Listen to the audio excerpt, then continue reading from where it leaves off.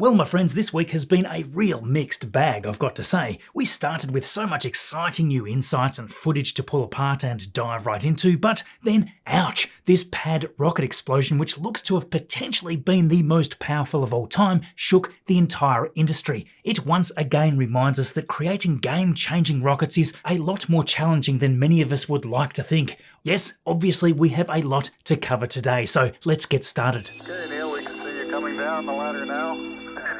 Hey, Marcus House with you here, and leading with this unfortunate news from the Cape on Thursday, this has been a true disaster. If you haven't seen all the terrifying videos already, stop by Spaceflight Now and NSF, because this was really something. Blue Origin had their newly constructed first and second stage of New Glenn being tested at Launch Complex 39A.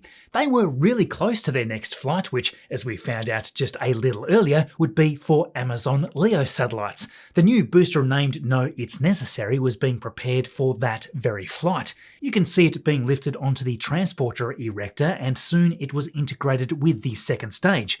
For this test, the payload was not yet on board, so the LEO satellites are currently safe. The fully integrated rocket was prepared on Thursday for its hot fire test, and it looked like the first attempt was aborted that evening. I say that because we could see the water deluge system in action without the following engine ignition here. After some waiting for the next attempt though, these were the horrific views that greeted us from NSF's cameras thanks to Jerry Pike, and I've synced the audio of the explosion because obviously there was quite the delay before the sound hits the camera.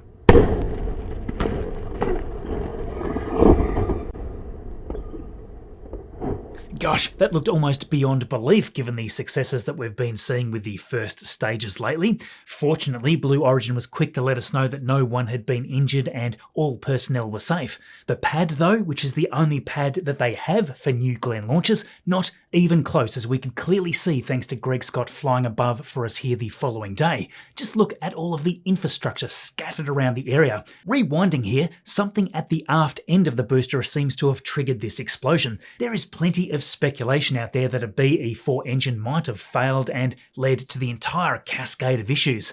This footage from Spaceflight Now is one of the best views of the accident, so do give them a follow if you're not already. You can see once that upper stage starts to fall, that turns an already awful event into something catastrophic for Blue Origin. Check out this detonation shockwave whip out of screen. Sadly, there is no official word yet detailing the breakdown of the event. Given the widespread damage, they may even need to inspect the entire current engine inventory, and it's possible that the booster Never Tell Me the Odds is also damaged. Blue Origin has already delivered a number of BE-4 engines to United Launch Alliance, so perhaps Vulcan's first stage will be able to kick along on schedule, but it is all just wild speculation right now.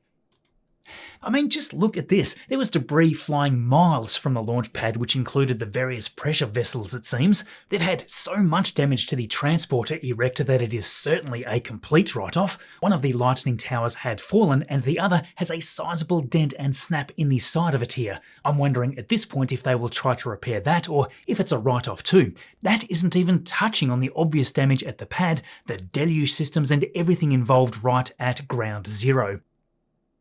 One thing I will say is that the Space Force would have certainly got a lot of great data on this explosion, so for the first time we may have solid information coming on how an energetic explosion like this evolves when using largely methane and oxygen. The pad was burning for hours after this event. There is plenty of chatter out there stating that this may be the largest ground-based rocket explosion in history, but the jury is still out until we have the data to back that up. If not, it is certainly the largest pad rocket explosion since the Soviet N-1 blew up right after liftoff in 1969. Anyway, with the monster repair work to come, many of us are thinking that Blue Origin may decide to just prepare for the next, more powerful New Glenn generation in the meantime, so depending on what they choose to do, it wouldn't surprise me at all if we don't see New Glenn fly for at least 12 months.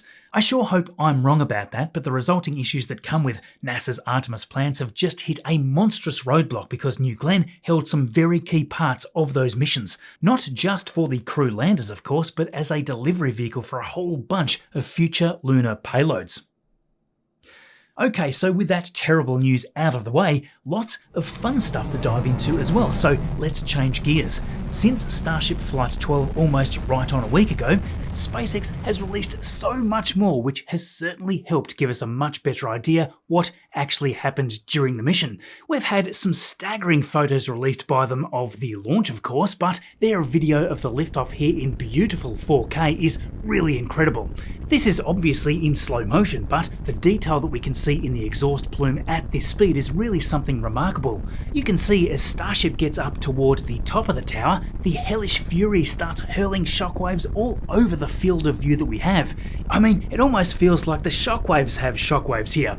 For sure, the SpaceX media team have pulled out all the cards on this mission. As a quick side note though, RGV Aerial Photography also managed to pull off a flight during the launch, which was extremely epic.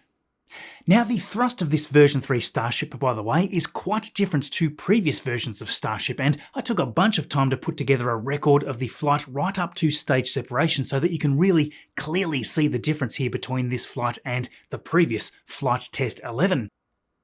Now, I noticed that there was about 2 seconds difference at the moment that we first see ignition fire, so to really make things fair, we need to account for that. Flight 12 on the right here clearly leaves the pad much faster. Now that means a very clear thrust to weight difference, and obviously the higher the thrust to weight ratio, the faster that it will accelerate away from the pad.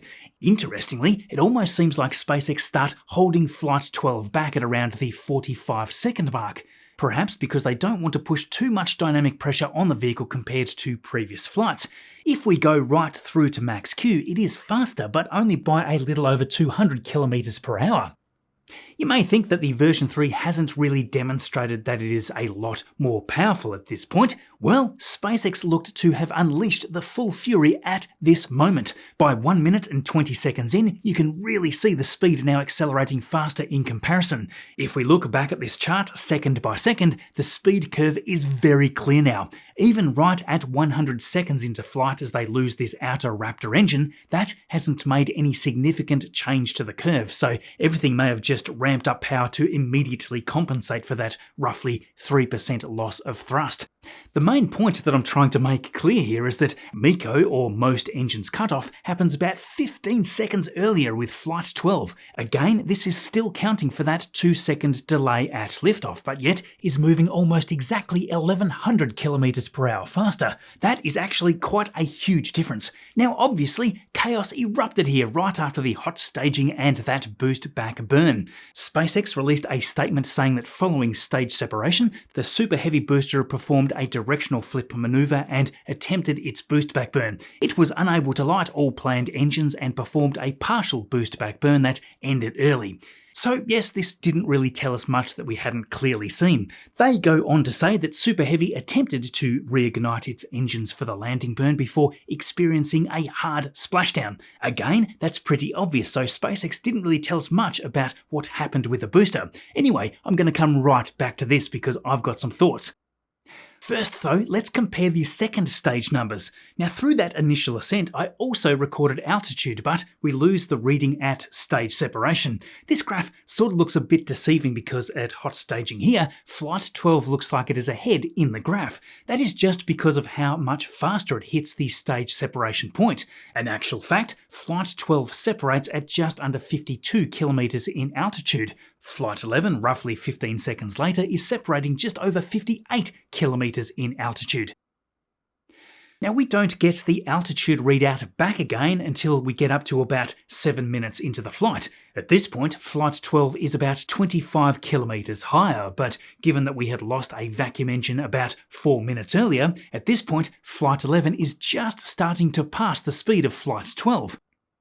Flight 11, of course, had the second engine cutoff complete almost bang on the 9-minute mark, but Flight 12, with its missing engine, needed to burn away for another 17 seconds or so to hit the correct speed. Indeed, losing almost 17% of your thrust that early on had a big impact, but even with that, being only 17 seconds late there while having much more significant payload on board is pretty awesome. I can't wait to compare all these numbers to the next mission if we have flawless engine performance right through. Now, the Starship phase of the flight had some new splendour published by SpaceX. Gosh, these look almost to be taken right out of Cyberpunk or something. Looking at these, imagine the near future of these Starship missions flying almost daily to initially place the new Starlink satellites into orbit, or, of course, the other even more advanced constellations planned soon after. It's been quite interesting watching SpaceX's plans with data centers recently. You may have noticed that Anthropic, which makes Claude AI tools among other products, have partnered with SpaceX to substantially increase compute capacity. Speaking of, a big thanks to Outskill sponsoring this video today, and interestingly, they're running what they call a Claudeathon. It's a deep dive into Claude and its many uses, along with over 10 other AI tools, and it's happening this weekend from 10 AM to 7 PM Eastern Time. If you want to learn more about these tools taking the world by storm, they are giving away 1,000 free seats for a limited time, and you get mentored by leaders from Microsoft, Google, Amazon, and Nvidia, companies that are at the forefront of this industry. 10 million people around the world have already attended this, and with a 4.9 out of 5 on Trustpilot, it is a highly recommended way to get stuck into understanding this industry. In the workshop, you'll be doing deep research on Claude and building your own artifacts and dashboards. With that, you'll create full presentations using Claude and set up Claude connections such as Indeed to automate your job search. Now, there is loads more crammed into this. With other AI tools packed in, you will learn how to build custom GPTs and agents, generate visuals, and at the end of it, be in a situation to automate your work week. If you sign up now, as a bonus, you get 50 secret Claude codes, an AI prompt library, and a personalized AI toolkit builder. Again, all for free. So if you want to learn and stay ahead, the link is right there in the description, or simply scan the QR code right there to get registered. Thank you, Outskill. Okay, so back to all this amazing new Flight 12 awesomeness shared by SpaceX this week. This shot here is from the Super Heavy watching the Starship fly away with all 6 engines lit up, and that's nice plume interactions between there looking sweet too. This one though is actually my new desktop background at this point. Everything in the Starship skirt is just so beautifully clean now. I absolutely love it, and those exhaust plumes, just magic. With that, we have an external view of the Starship with Earth below there, decorated with all that unique and ever-changing cloud cover. All the upgraded cameras capable of 4K video streaming at every phase of the mission is something that we can't really be grateful enough for. I think the most awesomeness of the Flight 12 action shared by SpaceX through the week though were these new ones of the ship, landing burn, and splashdown. Just look at that flip there. This video they shared on Monday is demonstrating beautifully that the drone cameras being used are the best that we have seen to date. Given that SpaceX were only using the 2 engines for the landing burn this time, the thrust vectoring control that we are seeing here from the Raptors is incredible. Look at them both lance out in different directions to give Starship that needed control. It's bananas. If you look really closely here, you can see that toward the end, the ship starts rotating quickly, almost like a final pirouette. When we were watching this live, we couldn't really see this rotation clearly, and it looked like it was going to just fall onto its belly. From above though, as it switched to that top view, it obviously landed on its back, and that seemed a little weird at the time. With that rotation shown here now, that totally makes sense. Now we got a few stills largely looking to have been sampled from that same point of view, but then check this. From the Starlink account, a totally different angle watching from this direction. All this is obviously video stabilized from the perspective of the horizon, but again, so thrilled that we get to see all this. Now back to that hot staging separation and boost back, we've had fun trying to understand what had gone wrong with the Super Heavy after that event. There's an important factor in understanding this, and we need to fix that first. The telemetry information, such as the engine diagrams and other readouts at the bottom of the screen, are actually well delayed from the live cameras streaming that beautiful footage back. It's a fairly lengthy delay too. Looking at how it was streamed, you can see that those booster engines are lighting back up for the boost back burn, while the video has the booster still directly facing the Starship. That can't be right, of course, and it isn't. Let's just rewind. To fix this issue, I thought we were best to watch the engine telemetry readout on the Starship as they fire up, and then match that to the first sign of fire here at the hot staging event. When we do that, we can clearly see that the camera stream is roughly 5 to 6 seconds behind.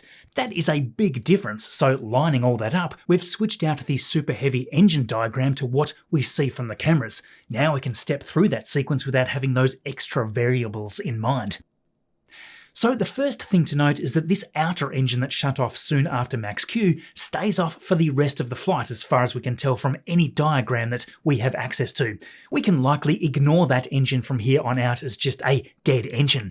As we enter most engines shut off, the center ring of Raptors shuts down, followed by every other outer engine in this neat sequence. So far, so good. As the ship engines fire up, now matching our camera footage very closely, we see it separate and the Super Heavy immediately starts to turn. Unlike before when everything was out of sync, you can now see the 5 engines are lit right through that booster rotation, which was of course expected. Just after all the lit engines on the booster can be seen by the Starship camera, we then watch the boost back ignition sequence. Now it looks like they tried to light up all 8 remaining engines on the center ring, but this one decided not to play ball. Now as a side note, this sits right beside the outer dead engine, which is just an interesting thing I think to point out. You can even see that this matches the booster itself from what we see on cameras. Next, the outer 20 engines attempt to relight using every other engine first, but at this point we now see these middle 3 disappear all at once, and then every engine on that side of the booster rapidly flames out with them. Based on that, I think we can probably assume that something has ruptured internally, immediately starving the engines on that side, I suspect, but nothing official at this stage. There are still 10 engines lit though, 5 from the middle ring and 5 from the outside. The 5 outers shut off, leaving the 5 from the middle ring, and they keep going perhaps until the boost back sequence was supposed to have finished. That may be a short boost back burn, but remember, if all 33 had been used in this sequence, the boost back would have been a lot faster anyway. So if we reverse back a little here, there is also a chance that we may see 1 or 2 small explosions at around the same time the readouts go haywire, but with a full set of Raptors all trying to start at the same time, it may well just be interactions in the exhaust. Some of the engines look like they may perhaps burn for a little longer than the overlay shows, but sensors can probably play a little funny in each frame. Overall though, the telemetry graphic maintains a pretty faithful display of the engines that are ignited or shut down at any point in time. The cascading loss that appeared to flow from the right-hand side Raptors of the diagram is interesting, of course. If we take a look within the version 3 Super Heavy model aft, thanks to the incredible sleuthing work by ChameleonCircuit over time, we don't believe there are any baffles to limit damage from liquid oxygen sloshing around. This was, I suspect, a much more aggressive flip than what SpaceX had expected, and the mass of that oxygen smashing into various lines could cause a bunch of damage internally. When you see a cascade of engines flame out, it feels like that sort of issue. Like many, we are intrigued about why SpaceX wanted to use all 33 engines for boostback. All of that extra thrust would certainly mean that the booster is cancelling out that horizontal velocity much faster, meaning that it is returning at less distance downrange. It would be a small saving for sure, but only if they can pull it off reliably in future. At least if they fired those outer 20 after the booster had completely flipped, that may have helped with any propellant sloshing issues, but yeah, I can't wait to see something official from all of this.